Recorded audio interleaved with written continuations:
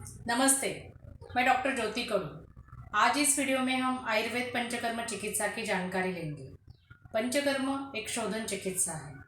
शरीर में जो भी दोष बढ़े हैं वो नज़दीक के मार्ग से शरीर से बाहर निकालना, इसे शोधन कहते हैं। और पंचकर्म चिकित्सा में शरीर में बढ़े हुए दोष, शरीर में जो भी इम्प्योरिटीज होती है, अशुद्धि होती है, इसे शरीर से बाहर निकाला जाता है। आयुर्वेद चिकित्सा दो प्रकार की होती है, शोधन चिकित्सा और शमन चिकित्सा। शमन चिकित्सा यानी शरीर में जो भी बीमारियों के लक्षण हैं वो औषधि द्रव्यों का प्रयोग करके, जैसे चूर्ण, वटी, काढ़े, ऐसे आयुर्वेद औषधि द्रव्यों का प्रयोग करके उसके लक्षण कम किए जाते हैं। लेकिन बहुत बार ऐसा होता है कि शरीर में दोष इतने बड़े होते हैं कि आयुर्वेद दवा का प्रयोग करने के बाद भी बार बार पेशेंट को वही तकलीफ होने लगती है। इसलिए बढ़े हुए दोषों को शरीर से बाहर निकालने के लिए, वो बीमारी को जड़ से मिटाने के लिए पंचकर्म चिकित्सा की जाती है।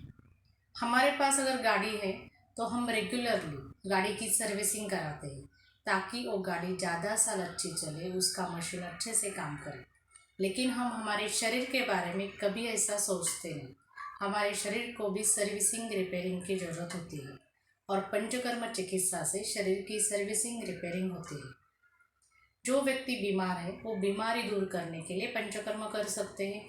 जो व्यक्ति स्वस्थ है वो अपने स्वास्थ्य को, हेल्थ को मेंटेन करने के लिए पंचकर्म चिकित्सा कर सकते हैं।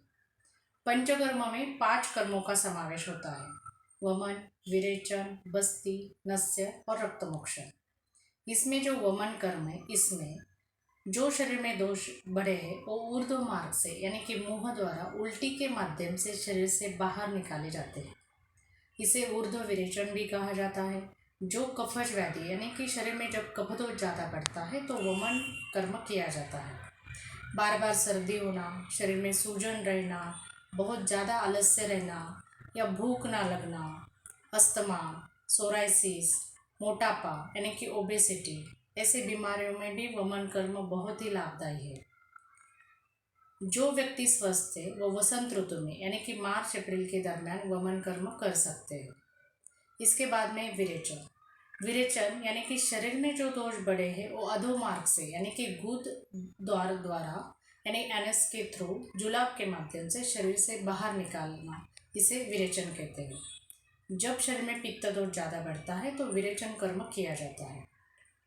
बार बार एसिडिटी होना, शरीर में जब गर्मी बढ़ती है तो बार बार पेशाब में जलन होना, आँखों की जलन होना, हाथ पैरों की जलन होना या पिंपल ज़्यादा आना, बार बार मुंह में छाले आना, बालों से रिलेटेड जो भी प्रॉब्लम है यानी कि बाल ज़्यादा झड़ना, बाल ज़्यादा सफ़ेद होना, कामला यानी कि पीलिया, ऐसे बीमारियों में विरेचन कर्म किया जाता है।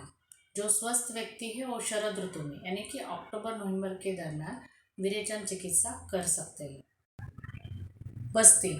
बस्ती कर्म में औषधि सिद्ध तेल या काढ़े गुद द्वारा यानी एनएस के थ्रू शरीर में प्रविष्ट किए जाते हैं। शरीर में जो भी व्याधि होते हैं वो ज़्यादा से ज़्यादा वात दोष बढ़ने के कारण होते हैं और वात दोष के लिए बस्ती सर्वश्रेष्ठ चिकित्सा है।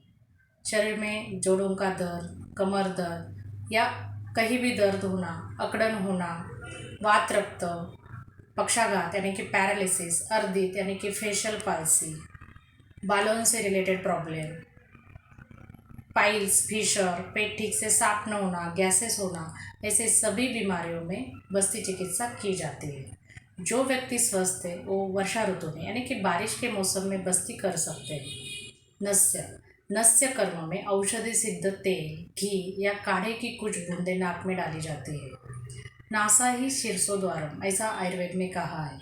इसलिए ऊर्ध्व चतुर्वत यानी कि गर्दन के ऊपर के हिस्से में जो भी बीमारियां होती है उसमें नस्य चिकित्सा की जाती है, जिसमें बार बार सिर दर्द होना, बालों से रिलेटेड जो भी प्रॉब्लम है, कान, नाक, गले से रिलेटेड जो भी बीमारियां हैं, या नींद ठीक से ना आना, ज़्यादा स्ट्रेस रहना, विस्मरण यानी कि बातें जल्दी भूलना, ऐसे बीमारियों में नस्य चिकित्सा की जाती है।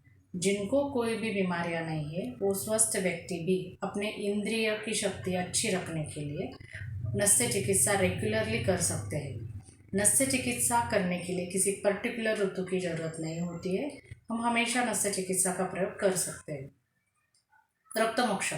रक्तमोक्षण यानी शरीर में जो भी अशुद्ध रक्त है, इम्प्योर ब्लड है, उसे बाहर निकालना। रक्त दुष्टिजन्य व्याधि में रक्तमोक्षण किया जाता है। जब ये रक्त दुष्टि लोकल होती है यानी कि स्थानिक होती है, जैसे एब्सेस, पिंपल, इसमें लीच थेरेपी का प्रयोग किया जाता है।